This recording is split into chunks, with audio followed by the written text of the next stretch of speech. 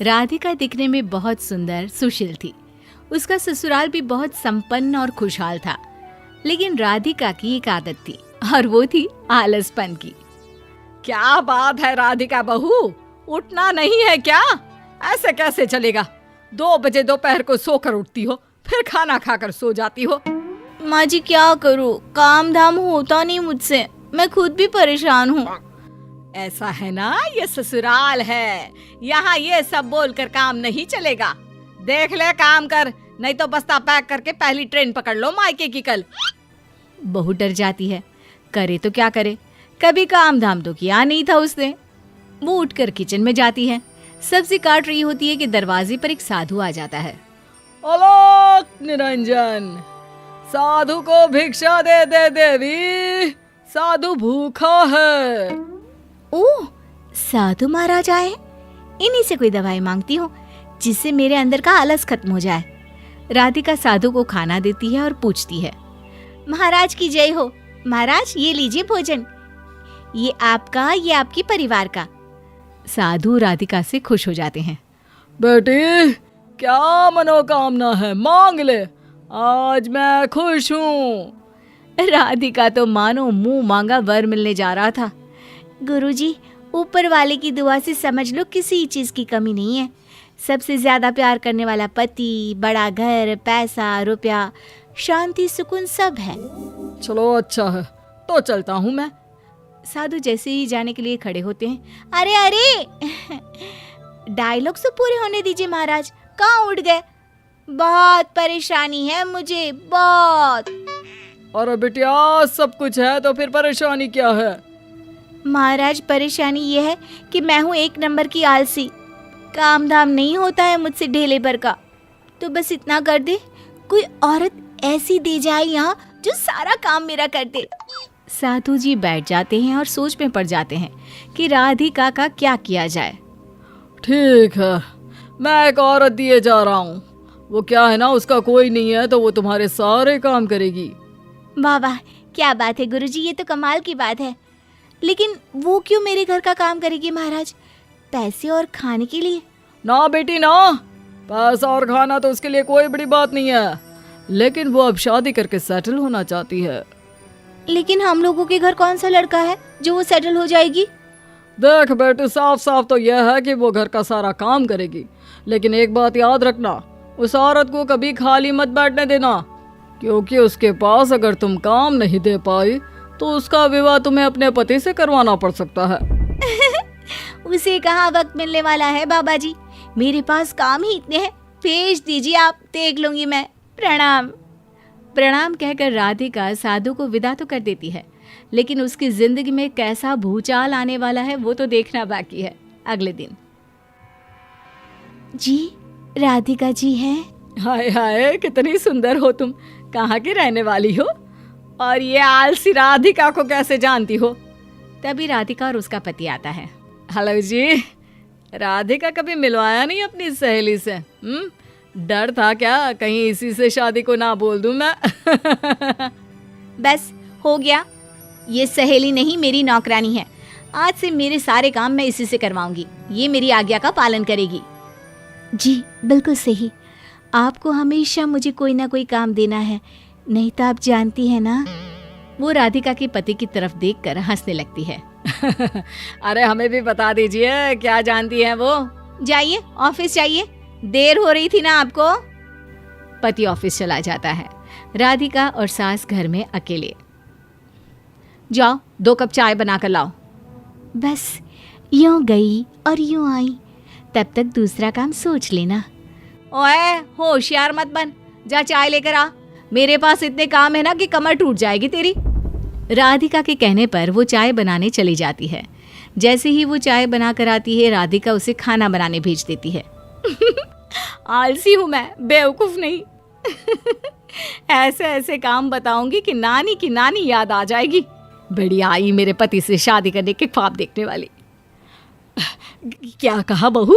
मेरे बेटे से ये सुंदर संस्कारी काम काज में दक्ष लड़की शादी करना चाहती है? अरे भाग्य खुल गए हम लोगों के।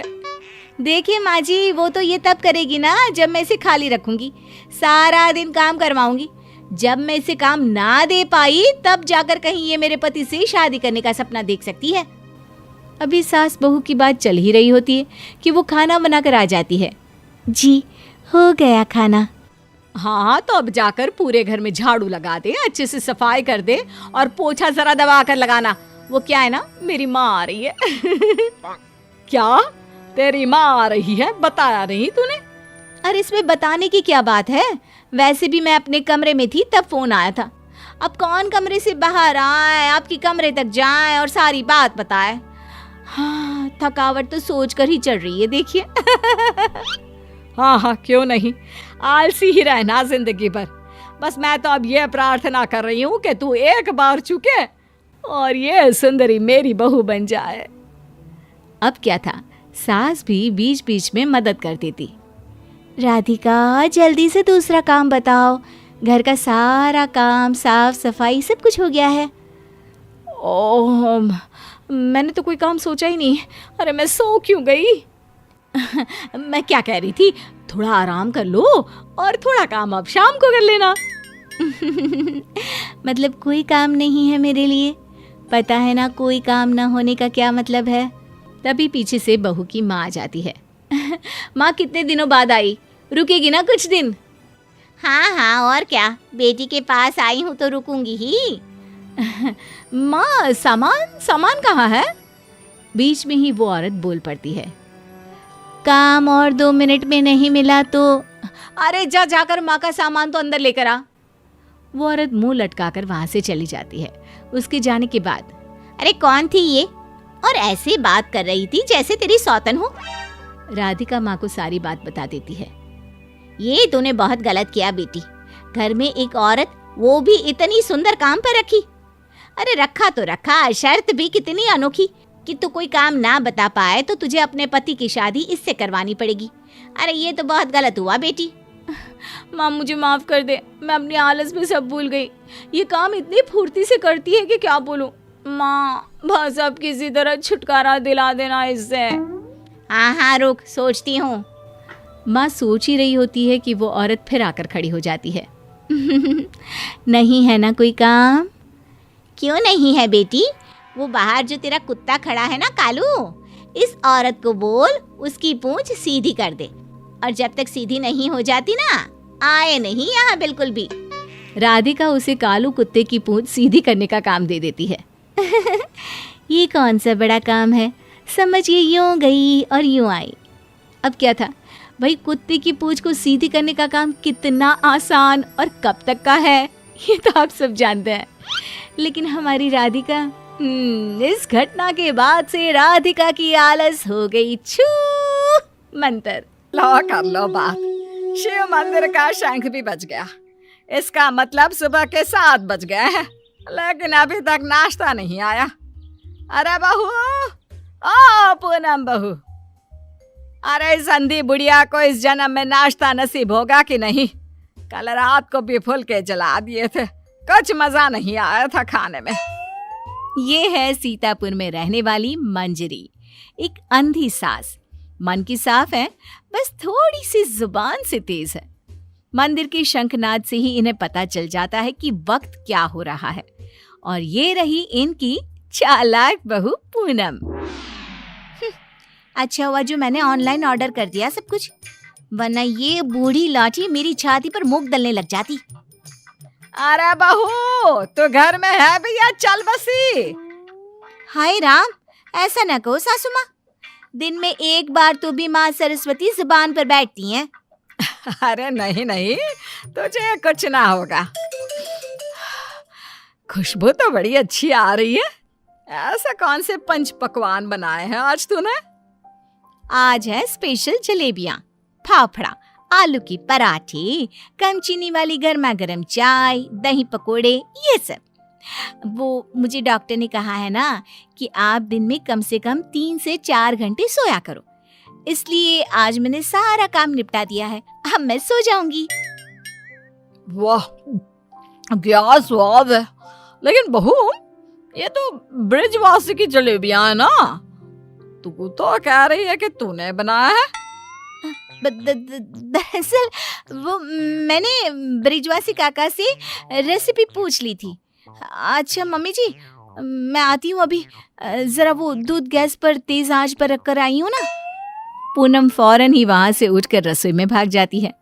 मंजरी को फिर भी पूनम पर थोड़ा शक आता है।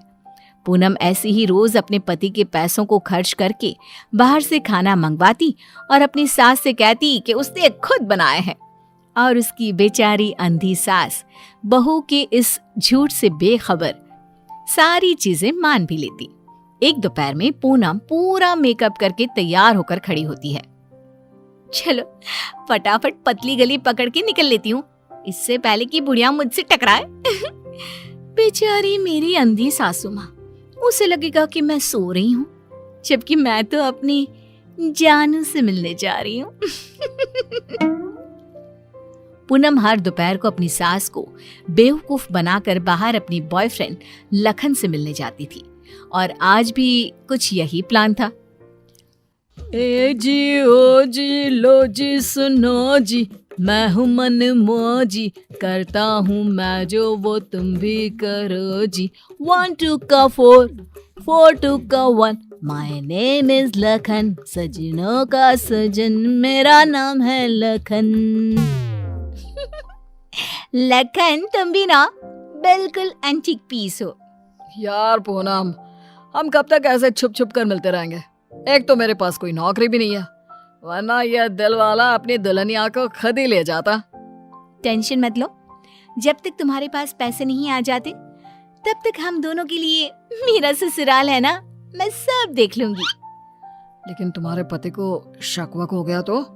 अरे मेरा पति तो मेरा दीवाना है, आंख बंद करके मुझ पर भरोसा करता है।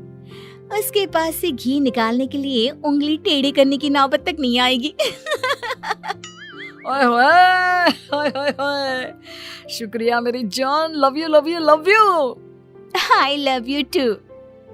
इसी तरह दिन बीतते रहते हैं। एक रात देवेश बहुत खुश अपने ऑफिस से घर लौटता है। माँ, पूनम, एक खुश खबर है, ऐसी खुश खबर कि जिसे सुनकर आप दोनों फूले नहीं समा पाओगे। अरे तो जल्दी बताना फिर। हाँ, इतना सस्पेंस मत बढ़ाओ। मुझे कंपनी में सीईओ का पोस्ट मिल गया है। अरे वाह, जुग जुग जियो मेरे लाल। अब तो एक बड़ा माखन का कनस्तर चढ़ाऊंगी भोग में अपने कान्हा जी को। वाओ, मतलब अब 2 गुना 3 गुना 4 गुना पैसा होगा और हमारी तिजोरी में साल के 12 महीने दिवाली होगी। वाह वाह वाह वाह, कांग्रेचुलेशंस देवेश। Thank you. लेकिन इस खुश खबर के साथ साथ एक और बात भी है। मुझे कल सुबह ही मुंबई के लिए रवाना होना होगा। बिजनेस मीटिंग है, लगभग 1 हफ्ते तक वहीं रहना होगा। क्या? ये तो कितनी अच्छी बात है। मेरा मतलब है कि आप मुंबई घूम भी लेंगे। कहते हैं ना, रात में मुंबई की सड़कें और नजारा काफी सुहाना होता है। वाकई में, ले जा इसे भी अपने साथ। अब मैं तो ठहरी अंधी। डॉक्टर ने कहा है रोशनी कभी भी आ सकती है, लेकिन मुझे तो ना लगता कि इस जन्म में आएगी मेरी आंखों की रोशनी। कैसी बातें करती हो सासू माँ आप भी। मैं भला अपनी सास को छोड़कर कहीं जाऊंगी क्या? अगर मैं चली गई तो आपकी सेवा क्या पड़ोस की मीना करने आएगी? देवेश, तुम आराम से घूम कर आओ और मेरे लिए एक अलग से सूटकेस भर के तोहफे लाना। इसे तो बस तोहफे ही दो, चाहे वो तीज हो, त्योहार या कोई और आम मामूली सा दिन। बस तोहफे तोहफे तोहफे। बिल्कुल पागल है ये। अरे मैं तोहफे मांगू तो आपको क्या दिक्कत है? आप भी मंगवा लो ना। देख देख देवेश बेटा, कैसे कैंची की तरह तेज चल रही है इसकी जुबान। अरे आप दोनों शांत बैठ जाओ, मैं आप दोनों के लिए ढेर सारे तोहफे लाऊंगा बस। देवेश अगली सुबह मुंबई के लिए निकल जाता है। इसी बात से खुश होकर पूनम सोचती है, रास्ते का कांटा तो साफ हो गया है। अभी मैं चुपके से मेरे लखन को घर पर भी बुला सकती हूँ। इस अंधी बुढ़िया को तो कानों कान भनक भी नहीं लगेगी। पूनम अब रात को चुपके से पीछे के दरवाजे के जरिए लखन को घर पर बुला लेती है। अब जहां सास घोड़े बेचकर खर्राटे मारते हुए सो रही होती है, तो वो बहू की बात करने की आवाज सुनकर तुरंत उठकर बैठ जाती है। ये आवाज किसी आदमी की लगती है, शायद बहू के कमरे से आ रही है। लेकिन नहीं, मैं भी कुछ ज्यादा ही दिमाग लगा देती हूँ। देख रही होगी कोई भूत या फिल्म। अब तो पति नहीं है घर में, इसलिए रात भर ऐसे ही करेगी ना। लेकिन अगर कल जल्दी नहीं उठी तो फिर मैं इसके कानों के पास जाकर बर्तन बजाऊंगी जोरों जोरों से। ये सिलसिला रोज चलता है और मंजरी को रोज लगता है कि पूनम टीवी पर कोई फिल्म देख रही है। एक दिन जब पूनम बाहर होती है, तभी मंजरी सोकर उठती है और आंखें खोलते ही उसे सब कुछ दिखाई देने लगता है। वो अपने आसपास सब कुछ देखकर काफी खुश और आश्चर्यचकित हो जाती है। ये तो गजब हो गया, मेरे आंखों की रोशनी फिर से लौट आई। डॉक्टर ने सही कहा था, रोशनी कभी भी लौट सकती है। बहू, अरे ओ पूनम का जान, कहाँ मर गई? देख तो अब मुझे सब कुछ दिखाई दे रहा है। अब तो मैं छड़ी का इस्तेमाल भी नहीं करूंगी और अब मैं रोज अपने भगवान जी को भी देख सकती हूँ। पूनम! मंजरी अपनी बहू को आवाज लगाते हुए पूरा घर तलाशती है, लेकिन पूनम उसे कहीं नहीं दिखती। तभी उसकी नजर तिजोरी पर पड़ती है जिसका ताला नहीं लगा था। इस पर वो जैसे ही तिजोरी खोलती है तो हैरानी से उसकी आंखें फटी की फटी रह जाती है। ये कैसे हो सकता है? जहां तक मुझे पता है, देवेश ने कहा था कि वो घर खर्च के लिए 25,000 दे के जा रहा है, लेकिन यहाँ तो उसका आधा भी नहीं है। जरूर ये पूनम ने पैसे अपने शॉपिंग पर खर्च कर दिए होंगे। पैसे को पानी तरह बर्बाद करती फिरती है। आने दो उसे, फिर देखती हूँ उसे। तब तक मैं अपने भगवान के दर्शन कराती हूँ। मंजरी मंदिर जाती है, अच्छे से दर्शन करती है और खुशी खुशी वापस घर की तरफ चल देती है। जहाँ रास्ते में उसकी नजर मंदिर के पास बहती नदी के किनारे बैठी अपनी बहू पर पड़ती है, जो लखन के साथ वहां बैठी थी। ये यहाँ क्या कर रही है और इसके साथ कौन बैठा है? पता तो करना ही पड़ेगा। अब मंजरी चुपचाप आगे बढ़ती है और वहीं पास में एक बड़े पेड़ के पीछे छुपकर उनकी बातें सुनने लगती है। सुनो लखन, कल मेरा पति आने वाला है। आज रात को तुम आना और हम दोनों पूरी तिजोरी पर हाथ साफ कर देंगे। और भी बहुत सारा बेशकीमती सामान पड़ा है घर पर, उसे भी हम अपने साथ लेकर यहाँ से भाग जाएंगे। आइडिया अच्छा है मेरी जान, अब हमें कोई नहीं रोक सकता। हम ना यहाँ से सीधा सिंगापुर जाएंगे डार्लिंग। बाप रे बाप, इसका मतलब इस महारानी का इस मुफ्तखोर के साथ चक्कर चल रहा है। अच्छा, तो मेरे बेटे को लूट कर अपनी दुनिया बसाने का प्लान चल रहा है। अब रुक, तुझे दिखाती हूँ दाल और आटे का भाव। अब घर पे अच्छे से डोली सजाती हूँ तेरी विदाई के लिए। मंजरी वहां से चली जाती है और कुछ देर बाद जब पूनम घर लौटती है तो वो दोबारा उसके सामने अंधी होने का नाटक करने लगती है। अरे सासू माँ, व्हाट्सएप? अरे कुछ नहीं बेटा, बस वो देवेश की याद आ रही थी। अरे सासू माँ, इतना लोड क्यों ले रही हो? वैसे भी वो कल तक वापस आ ही जाने वाला है, फिर क्यों खामखा परेशान हो रही हो आप? वैसे भी कल से आप दोनों माँ बेटे अपने रोने के दिन भरने शुरू कर देना। क्या कहा? मेरा मतलब कल जब आएंगे 1 हफ्ते के बाद, तब आप कर लेना ना भरत मिलाप, गले मिलके जी भर के रो लेना। अच्छा, ऐसा कह रही है क्या तू? ठीक है, चल बहू, मेरे ना घुटनों में काफी दर्द हो रहा है, थोड़ा बाम लगाकर मालिश तो कर देना बेटा। और हाँ, 2 दिन बाद 7 पंडितों को भोजन खिलाना है, उसके लिए मसाले भी तो तैयार करने हैं। सिलबट्टे पर ही पीसना है उनको, घर के पीसे शुद्ध मसाले चाहिए। लेकिन सासू माँ, मैंने जो कह दिया सो कह दिया, अब कोई आना कानी ना करना, ठीक है? वरना देवेश को फोन करके बता दूंगी। हाँ। मंजरी अपनी बहू पूनम से जानबूझकर सारा काम करवाती है और ना चाहते हुए भी पूनम को वो सारा काम करना ही पड़ता है। आखिरी बार थोड़ी एक्स्ट्रा सेवा करा लेती हूँ इस नास पिट्टी करमचली से।